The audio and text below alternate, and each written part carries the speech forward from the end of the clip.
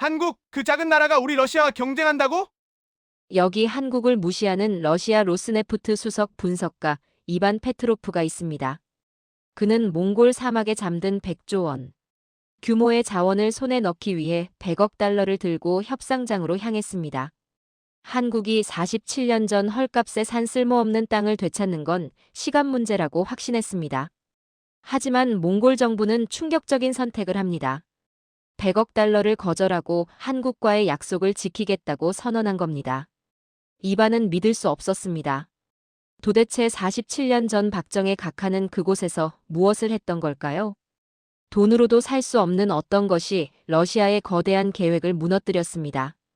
그리고 이반은 결국 사막 한가운데서 무릎을 꿇고 고개를 숙였습니다. 도대체 어떤 비밀이 숨어 있었던 걸까요? 지금 바로 영상을 시청하고 댓글로 여러분의 생각을 들려주세요. 구독과 좋아요는 더 많은 감동 스토리를 만드는 큰 힘이 됩니다. 감사합니다. 안녕하세요. 저는 이반 페트로프입니다. 러시아 국영 에너지 기업 로스네프트에서 수석 분석가로 일하고 있습니다. 2023년 3월 어느 날 정보국 요원이 기밀 서류를 제 책상에 던졌습니다. 몽골 고비 사막 남부에서 세계 5위 규모의 우라늄 광맥과 대규모 유전이 발견되었다는 보고서였습니다. 제 심장이 뛰기 시작했습니다. 러시아가 에너지 제국으로 도약할 기회였습니다. 하지만 서류 마지막 페이지에 충격적인 한 줄이 있었습니다.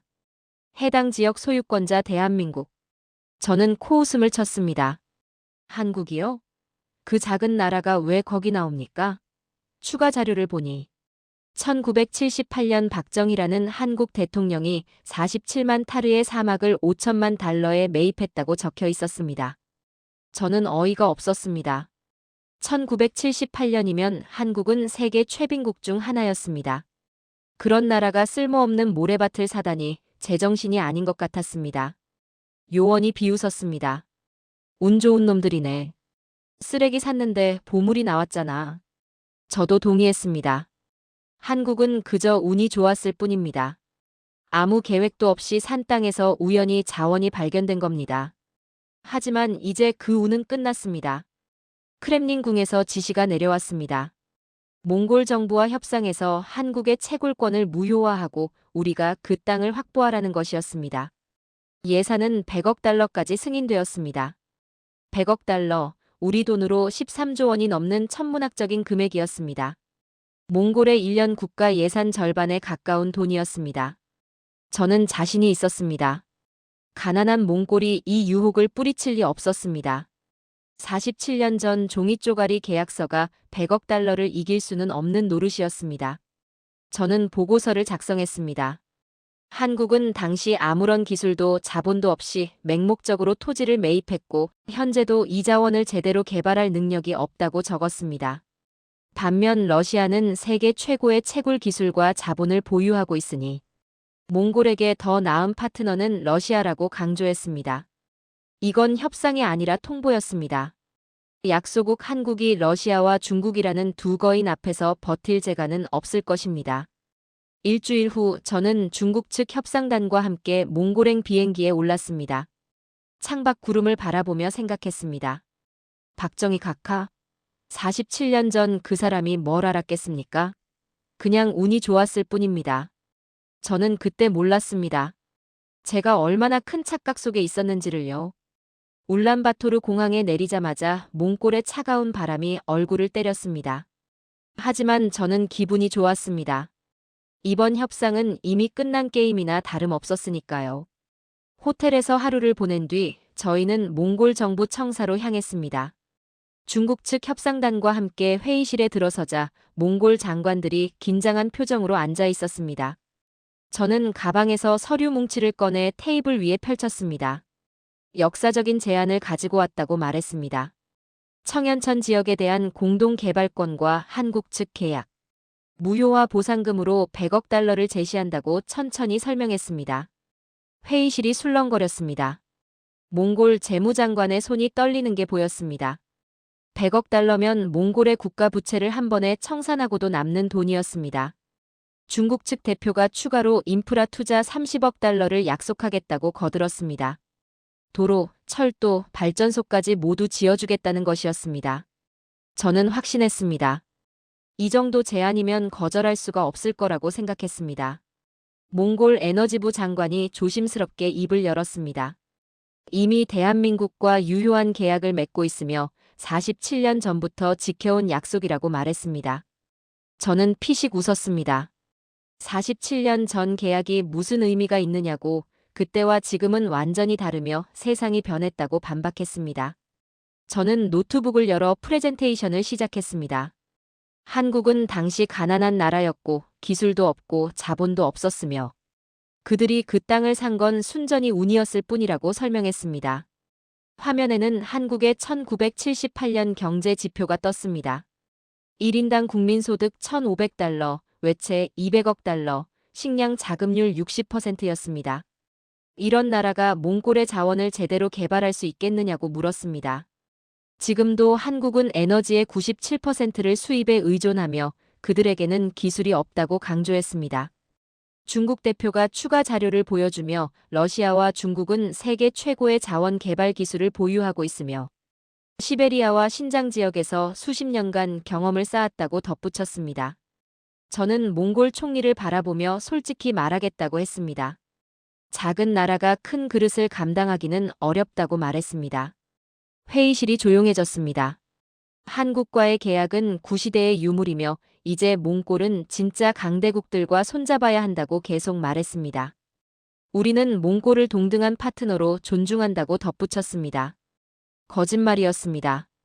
저는 몽골을 파트너가 아니라 자원 공급지로만 봤습니다. 하지만 외교에서는 이런 수사가 필요했습니다. 몽골 총리가 시간을 달라고 했습니다. 정부 내부에서 논의가 필요하다는 것이었습니다. 저는 고개를 끄덕이며 물론이라고 답했습니다. 하지만 이 제안은 한시적이며 2주 안에 답변을 달라고 못 박았습니다. 회의가 끝나고 호텔로 돌아오는 차 안에서 중국 대표가 잘했다고 말했습니다. 이제 몽골은 우리 손아귀에 있다는 것이었습니다. 저도 웃으며 47년 전 종이 쪼가리가 130억 달러를 이길 순 없다고 동의했습니다. 그날 밤 저는 샴페인을 터뜨렸습니다. 승리를 자축하며 모스크바에 보고서를 보냈습니다. 하지만 저는 몰랐습니다. 2주 후 제 얼굴이 얼마나 일그러질지를요. 2주가 흘렀습니다. 저는 호텔방에서 여유롭게 커피를 마시며 몽골 정부의 긍정적인 답변을 기다렸습니다. 모스크바 본부에서는 이미 축하 메시지가 날아왔고 중국 측도 공동 기자회견 준비를 마쳤습니다. 오후 2시 몽골 정부 청사 대회의실에 전 세계 언론이 모였습니다. CNN, BBC, 로이터 통신사 기자들이 카메라를 설치하고 있었습니다. 저와 중국 대표단은 맨 앞줄에 앉았습니다. 우리는 여유로운 미소를 지으며 서로 눈짓을 나눴습니다. 승리는 이미 확정된 것이나 다름없었습니다. 몽골 총리가 단상에 올랐습니다. 70대의 노련한 정치인이었던 그는 원고를 천천히 펼쳤습니다. 존경하는 국민 여러분 그리고 전 세계에서 오신 귀빈 여러분이라고 인사를 시작했습니다. 총리는 지난 2주간 이웃 국가들로부터 파격적인 제안을 받았다고 말했습니다. 우리 땅에 잠든 자원을 공동 개발하자는 경제적으로 매우 매력적인 제안이었다고 설명했습니다. 저는 고개를 끄덕이며 중국 대표와 미소를 교환했습니다. 드디어 발표가 나오는구나 싶었습니다. 하지만 총리가 잠시 말을 멈췄습니다. 그 찰나의 정적이 묘하게 불안했습니다. 총리가 다시 입을 열었습니다. 우리는 그 제안을 받아들일 수 없다고 선언했습니다. 저는 귀를 의심했습니다. 거절이라고요? 회의장이 순식간에 술렁거리기 시작했습니다. 기자들이 휴대폰을 꺼내들고 급히 타이핑을 시작했습니다. 저는 중국 대표를 쳐다봤습니다. 그의 얼굴도 굳어 있었습니다. 총리는 품에서 낡은 서류 봉투를 꺼냈습니다. 누렇게 바랜 종이였고 가장자리가 너덜너덜해진 오래된 문서였습니다. 이것은 47년 전 대한민국의 박정희 각하와 우리 정부가 맺은 계약서라고 말했습니다. 총리가 문서를 카메라 앞에 들어 보였습니다. 화면 가득 그 낡은 종이가 클로즈업되었습니다. 토지 매매 및 상호 협력 조약이라는 제목과 함께 박정희 각하의 붉은 인주 도장이 선명하게 찍혀 있었습니다.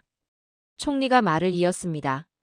당시 우리는 세계에서 가장 가난한 나라 중 하나였으며 아무도 우리를 거들떠보지 않았다고 회상했습니다. 하지만 대한민국은 달랐다고 강조했습니다. 그들은 우리에게 빵을 주기 전에 손을 내밀었고 땅을 사기 전에 마음을 주었다는 것이었습니다. 총리의 목소리가 떨리기 시작했습니다. 박정희 각하는 우리를 비즈니스 상대가 아니라 잃어버린 형제를 찾으러 왔다고 말씀하셨다고 전했습니다. 그분은 자신의 손목시계를 풀어주며 한국이 성공하면 반드시 몽골도 함께 잘 살게 하겠다고 약속했다는 것이었습니다. 저는 입이 벌어졌습니다. 손목시계요? 형제요? 이게 무슨 소리입니까? 총리가 단상을 내리쳤습니다. 이 땅의 주인은 대한민국이며 이것은 법적인 계약이기 이전에 형제 간의 피로 맺은 맹세라고 선언했습니다. 중국과 러시아가 1천억 달러를 가져온다 해도 우리는 신의를 팔지 않을 것이라고 못 박았습니다. 쾅 하는 소리가 회의장을 울렸습니다. 저는 의자에서 벌떡 일어났습니다. 얼굴이 화끈거렸습니다. 100억 달러를 거절했다고요? 종이 한 장과 시계 하나가 130억 달러를 이겼다고요? 중국 대표가 불그락푸르락한 얼굴로 회의장을 나갔습니다. 저도 비틀거리며 뒤따라 나왔습니다. 복도에서 저는 벽에 기대어 숨을 몰아쉬었습니다. 제 머릿속이 새하얗게 변했습니다. 박정희 각하 도대체 그 사람은 47년 전에 무엇을 한 겁니까? 저는 호텔방으로 돌아와 노트북을 열었습니다. 손이 떨렸습니다. 분노 때문인지 당혹감 때문인지 알 수 없었습니다. 모스크바 본부에서는 연락이 빗발쳤습니다. 무슨 일이냐는 질문과 함께 책임을 묻는 메시지들이 쏟아졌습니다. 저는 그것들을 무시하고 한 가지에만 집중했습니다. 박정희 각하가 1978년 몽골에서 도대체 무엇을 했는지 알아내는 것이었습니다. 저는 러시아 정보국 데이터베이스에 접속했습니다. 1978년 몽골 관련 파일들을 검색하기 시작했습니다. KGB가 당시 몽골에 상주하고 있었기 때문에 상세한 기록이 남아있을 거라 확신했습니다. 과연 파일이 나왔습니다. 기밀 해제된 문서였습니다. 1978년 3월 보고서가 눈에 들어왔습니다. 한국 대통령 박정희의 몽골 비공식 방문이라는 제목이었습니다. 저는 파일을 열었습니다. KGB 요원의 관찰 보고서였습니다. 박정희는 홍콩을 거쳐 소련 민간 항공기를 타고 몰래 울란바토르에 입국했다고 적혀 있었습니다. 당시 한국과 몽골은 수교도 맺지 않은 상태였기에 극비 작전이었다는 분석이 덧붙여져 있었습니다. 보고서는 계속되었습니다. 박정희는 수행원 5명과 함께 남쪽 사막 지역으로 이동했으며 현장에서 5시간 이상 머물렀다고 기록되어 있었습니다. KGB 요원은 한국 대통령이 사막 한가운데서 무릎을 꿇고 모래를 손에 쥐고 있는 모습을 목격했다고 보고했습니다. 그 장면을 이해할 수 없었다는 소견도 함께 적혀 있었습니다. 저는 다음 페이지를 넘겼습니다.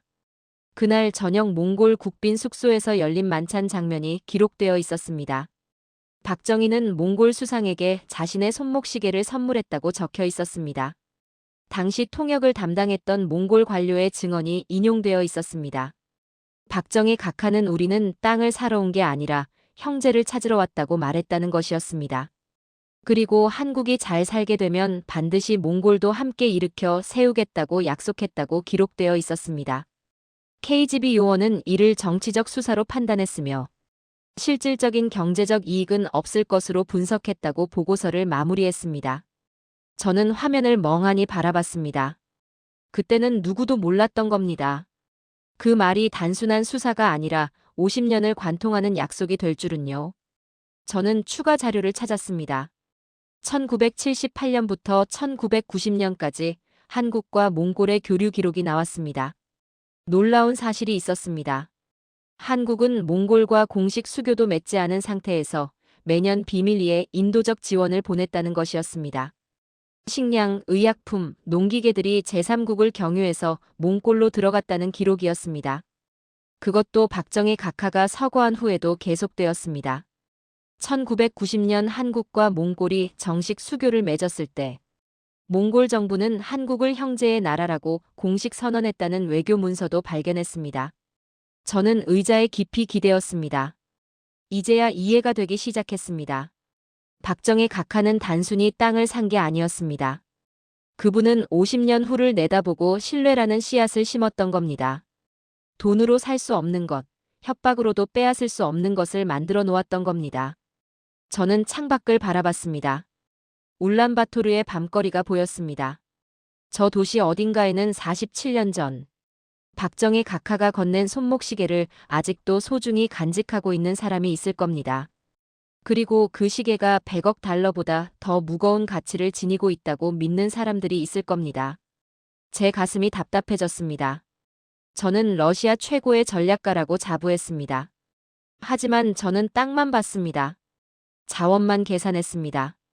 반면 박정희 각하는 사람을 봤습니다. 마음을 움직이는 법을 알고 있었습니다. 저는 패배를 인정해야 했습니다. 이건 단순한 협상의 실패가 아니었습니다. 전략의 차원이 달랐던 겁니다.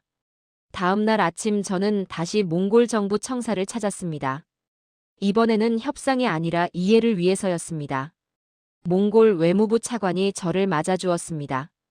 그는 조심스러운 표정이었지만 거절할 수 없었던 것 같았습니다. 저는 솔직하게 물었습니다. 왜 100억 달러를 거절했느냐고 말입니다. 차관은 잠시 침묵하다가 입을 열었습니다.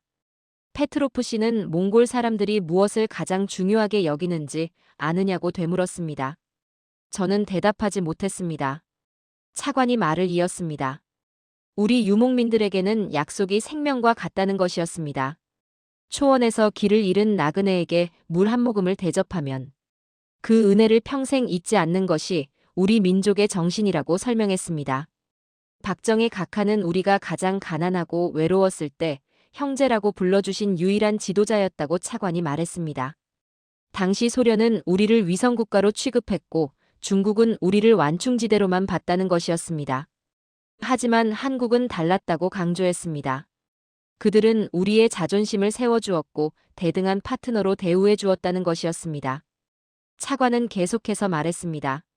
47년 동안 한국은 약속을 지켰다고 말입니다. 그들은 수교 전에도 우리를 도왔고 경제가 어려울 때도 지원을 멈추지 않았다는 것이었습니다. 그래서 우리도 약속을 지키는 것이라고 차관은 단호하게 말했습니다. 저는 말문이 막혔습니다. 저는 지난 30년간 에너지 전략을 연구했습니다. 유전과 가스관과 광산만 계산했습니다. 하지만 신이라는 변수는 단 한 번도 제 계산식에 들어가지 않았습니다. 저는 호텔로 돌아와 모스크바 본부의 보고서를 작성하기 시작했습니다. 손가락이 키보드 위에서 떨렸습니다. 협상 실패 원인 분석이라는 제목을 달았습니다. 저는 적기 시작했습니다. 우리는 몽골을 경제적 논리로만 접근했으나 박정희 각하는 50년 앞을 내다보고 인간적 신뢰를 구축했다고 보고했습니다. 우리가 제시한 100억 달러는 일회성 거래였지만 한국이 심어놓은 형제에는 50년을 버텼다고 분석했습니다. 우리는 몽골을 자원 공급지로 봤지만 한국은 그들을 동반자로 존중했다고 인정했습니다. 결론은 명확했습니다. 이것은 단순한 협상 실패가 아니라 전략적 사고방식의 패배였다고 적었습니다. 박정희 각하는 돈으로 살 수 없는 것의 가치를 알고 있었다고 마무리했습니다. 보고서를 보내고 나자 전화가 걸려왔습니다. 모스크바 본부 국장이었습니다. 그는 차갑게 말했습니다. 페트로프 당신은 실패했다고 통보했습니다. 극동지역 사무소로 전보 발령이 결정되었다는 것이었습니다. 사실상 좌천이었습니다.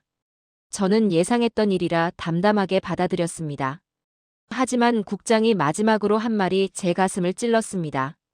당신은 러시아 최고의 분석가였는데 한국의 죽은 대통령한테 졌다고 비웃었습니다. 저는 전화를 끊었습니다. 죽은 대통령한테 졌다는 말이 맞았습니다. 박정희 각하는 1979년에 서거하셨지만 그분이 심어놓은 씨앗은 2023년에도 열매를 맺고 있었습니다. 저는 창밖을 바라봤습니다. 울란바토르 하늘이 유난히 푸르렀습니다. 47년 전 이 하늘 아래서 한 지도자가 모래를 손에 쥐고 미래를 보았습니다. 저는 위성 사진과 데이터만 봤습니다. 하지만 그분은 사람의 마음을 봤습니다. 그것이 승부를 갈랐습니다. 저는 비로소 이해했습니다. 진정한 전략가는 숫자가 아니라 인간을 읽는 사람이라는 것을요. 모스크바로 돌아가기 전날 저는 개인적인 호기심으로 몽골 남부 사막을 방문하기로 결정했습니다. 공식 업무는 아니었습니다. 그저 박정희 각하가 47년 전 보았던 그 땅을 제 눈으로 직접 확인하고 싶었습니다. 몽골 외무부 차관이 흔쾌히 허락해 주었고 안내원까지 붙여주었습니다. 울란바토르에서 남쪽으로 5시간을 달렸습니다. 포장도로가 끝나고 비포장도로가 시작되었습니다. 차창 밖으로 끝없는 사막이 펼쳐졌습니다. 1978년 KGB 보고서에 적혀있던 그 황량한 풍경일 거라 예상했습니다. 하지만 지평선 너머로 이상한 것이 보이기 시작했습니다. 반짝이는 무언가가 사막을 뒤덮고 있었습니다. 가까이 다가가자 저는 입을 다물지 못했습니다. 태양광 패널이었습니다. 수만 개 아니 수십만 개의 태양광 패널이 사막을 가득 메우고 있었습니다. 은빛 바다처럼 보였습니다. 그 사이사이로 초록색 나무들이 숲을 이루고 있었습니다. 죽은 땅이라고 생각했던 곳이 거대한 에너지 농장으로 변해 있었습니다. 안내원이 설명했습니다. 이곳은 한국이 운영하는 태양광 합성 연료 생산 기지라고 말했습니다. 사막의 강렬한 태양에너지로 물을 분해해서 수소를 만들고 공기 중에 이산화탄소와 결합시켜 항공유를 생산한다는 것이었습니다. 하루 생산량이 10만 배럴이며 앞으로 100만 배럴까지 확장할 계획이라고 덧붙였습니다. 저는 경악했습니다. 100만 배럴이면 대한민국 전체가 쓰고도 남을 양이었습니다. 우리는 공장 내부로 들어갔습니다. 현대식 설비들이 웅웅거리며 돌아가고 있었습니다. 투명한 파이프를 타고 합성 연료가 흐르고 있었습니다. 한국인 엔지니어들과 몽골인 기술자들이 함께 일하고 있었습니다. 그들은 서로 농담을 주고받으며 어깨동무를 하고 있었습니다. 47년 전 형제라는 약속이 이렇게 구체적인 협력으로 이어지고 있었던 겁니다. 한국인 소장이 저를 안내했습니다. 이곳의 기술은 한국이 독자 개발한 것이며 세계 어디에도 이런 규모의 상업용 시설은 없다고 자랑스럽게 말했습니다. 경제성도 확보되었고 탄소 배출도 제로라고 설명했습니다. 저는 물었습니다. 왜 하필 몽골이냐고 말입니다. 소장이 웃으며 대답했습니다. 박정희 각하께서 이미 50년 전에 답을 주셨다고 말했습니다. 구름 한 점 없는 사막, 광활한 부지, 그리고 무엇보다 신뢰할 수 있는 형제의 나라라고 강조했습니다. 기술은 개발하면 되지만 신뢰는 50년을 투자해야 얻을 수 있다는 것이었습니다. 저는 할 말을 잃었습니다. 박정희 각하는 지하 자원만 본 게 아니었습니다. 그분은 하늘에서 쏟아지는 태양까지 계산하고 있었던 겁니다. 우리 러시아는 시베리아 유전에만 집중했습니다. 화석 연료의 시대가 영원할 거라 믿었습니다. 하지만 한국은 50년 후 태양의 시대를 준비하고 있었습니다. 소장이 마지막으로 말했습니다. 이곳에서 생산된 연료는 파이프라인을 통해 러시아와 중국을 거쳐 한국으로 간다고 설명했습니다. 러시아와 중국도 통행료를 받으니 모두가 이익이라는 것이었습니다. 저는 쓴웃음을 지었습니다. 우리는 땅을 빼앗으려 했지만 한국은 우리를 파트너로 만들었습니다. 우리는 적을 만들려 했지만 한국은 동업자를 만들었습니다. 사막을 떠나며 저는 뒤를 돌아봤습니다. 석양빛에 반짝이는 태양광 패널들이 마치 박정희 각하가 뿌려놓은 별처럼 보였습니다.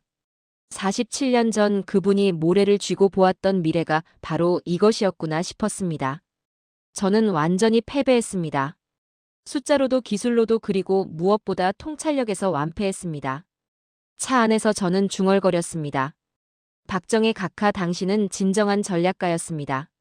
모스크바행 비행기 안에서 저는 노트북을 열었습니다. 최종 보고서를 작성해야 했습니다.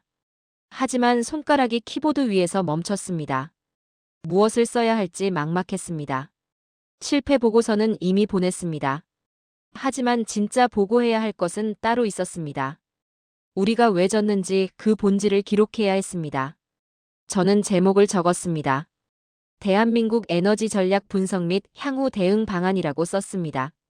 그리고 본문을 시작했습니다. 우리는 몽골 사막에서 땅을 사려 했지만 한국은 마음을 샀다고 적었습니다. 우리는 100억 달러를 제시했지만 한국은 47년 전에 형제애를 제시했다고 분석했습니다. 우리는 일회성 거래를 원했지만 한국은 50년짜리 관계를 구축했다고 인정했습니다. 손가락이 빠르게 움직이기 시작했습니다. 박정희 각하는 1978년 당시 한국 경제가 최악의 상황에서도 장기 전략을 포기하지 않았다고 평가했습니다. 그분은 단순히 자원을 확보하려 한 게 아니라 에너지 독립이라는 국가 생존 전략을 설계했다고 분석했습니다. 지하 자원뿐 아니라 태양에너지까지 계산에 넣었던 통찰력은 당대 어떤 지도자도 갖지 못한 것이었다고 기록했습니다. 더 중요한 것은 그분이 신뢰를 무기로 삼았다는 점이라고 강조했습니다. 러시아와 중국은 힘과 돈으로 몽골을 압박했지만 한국은 존중과 우정으로 몽골의 마음을 얻었다고 서술했습니다. 결과는 명확했습니다. 130억 달러가 47년 전 손목시계 한 개를 이기지 못했다고 적었습니다.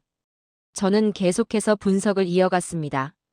현재 한국은 몽골 사막에서 하루 10만 배럴의 합성 연료를 생산하고 있으며 향후 100만 배럴까지 확장 가능하다고 보고했습니다. 이는 한국이 에너지 수입국에서 에너지 자립국으로 전환되는 역사적 전환점이라고 평가했습니다. 더 나아가 한국은 러시아와 중국 영토를 통과하는 파이프라인의 통행료를 지불하면서 우리를 적이 아닌 파트너로 만들었다고 지적했습니다. 이것이 진정한 전략이라고 인정했습니다. 적을 만드는 대신 이해관계자로 만들어버린 것이라고 분석했습니다. 저는 결론 부분에서 솔직하게 적었습니다. 러시아는 이번 협상에서 패배했지만 더 큰 것을 잃었다고 썼습니다. 우리는 신뢰의 가치를 무시했고 단기 이익만 추구했으며 상대방을 존중하지 않았다고 반성했습니다. 반면 한국은 50년을 투자해서 동맹을 만들었고 기술을 개발했으며 미래를 준비했다고 대조했습니다. 마지막 문단을 쓸 때 저는 잠시 망설였습니다. 하지만 진실을 써야 한다고 결심했습니다. 박정희 각하는 1979년에 서거했지만 그분의 전략은 2023년에도 살아 움직이고 있다고 적었습니다. 이것이 진정한 지도자의 유산이라고 평가했습니다. 그분은 자신의 임기가 아니라 국가의 100년을 생각했다고 마무리했습니다. 우리 러시아도 이제는 달라져야 한다고 제언을 덧붙였습니다. 힘으로 압박하는 외교가 아니라 신뢰를 쌓는 외교로 전환해야 한다고 건의했습니다. 보고서를 완성하고 저는 전송 버튼을 눌렀습니다. 이 보고서가 모스크바에서 어떤 반응을 얻을지 알 수 없었습니다. 아마 저를 더 질책할지도 모릅니다. 하지만 진실은 기록되어야 했습니다. 우리가 왜 졌는지 그리고 한국이 왜 이겼는지를 말입니다. 비행기가 모스크바 공항에 착륙했습니다. 차가운 러시아 땅을 밟으며 저는 생각했습니다. 박정희 각하 당신과 직접 만나보지 못한 것이 평생의 한으로 남을 것 같습니다. 하지만 당신이 남긴 발자국을 따라가며 많은 것을 배웠습니다. 진정한 승리는 전투에서 이기는 것이 아니라 적을 친구로 만드는 것이라는 사실을요. 3년이 흘렀습니다. 저는 러시아 극동 사무소에서 조용히 일하고 있었습니다. 좌천된 자리였지만 후회는 없었습니다. 그 실패를 통해 제가 배운 것이 너무 컸으니까요.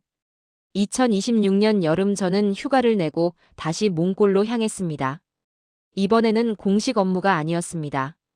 개인 자격으로 박정희 각하의 발자취를 따라가고 싶었습니다. 울란바토르에 도착해서 렌터카를 빌렸습니다. 3년 전 안내원과 함께 갔던 그 사막으로 다시 향했습니다. 도로가 더 좋아져 있었습니다. 4차선 고속도로가 사막 한가운데까지 뻗어 있었습니다. 표지판에는 한국어와 몽골어가 함께 적혀 있었습니다. 청양천 한몽 우정산업단지라고 쓰여 있었습니다. 사막에 도착했을 때 저는 다시 한번 놀랐습니다. 3년 사이에 변화가 어마어마했습니다. 태양광 패널이 2배로 늘어나 있었고 그 사이로 마을이 생겨나 있었습니다. 학교, 병원, 상가들이 들어서 있었습니다. 아이들이 운동장에서 뛰어놀고 있었습니다. 한국 아이들과 몽골 아이들이 섞여서 축구를 하고 있었습니다. 그 모습이 너무 평화로워 보였습니다. 저는 마을 중앙 광장으로 걸어갔습니다. 그곳에는 작지만 품격 있는 건물이 하나 서 있었습니다. 박정희 기념관이라는 간판이 한글과 몽골어로 나란히 적혀 있었습니다. 저는 망설이다가 안으로 들어갔습니다. 입구에는 박정희 각하의 흉상이 놓여 있었습니다. 무뚝뚝하지만 단호한 표정이었습니다. 전시실로 들어가자 47년 전의 사진들이 걸려 있었습니다. 사막 한가운데서 모래를 쥐고 있는 박정희 각하의 모습, 몽골 수상과 포옹하는 장면, 그리고 손목시계를 건네는 순간이 포착된 흑백 사진이었습니다. 유리 진열장 안에는 그 시계가 전시되어 있었습니다. 47년이 지났지만 여전히 소중하게 보관되고 있었습니다.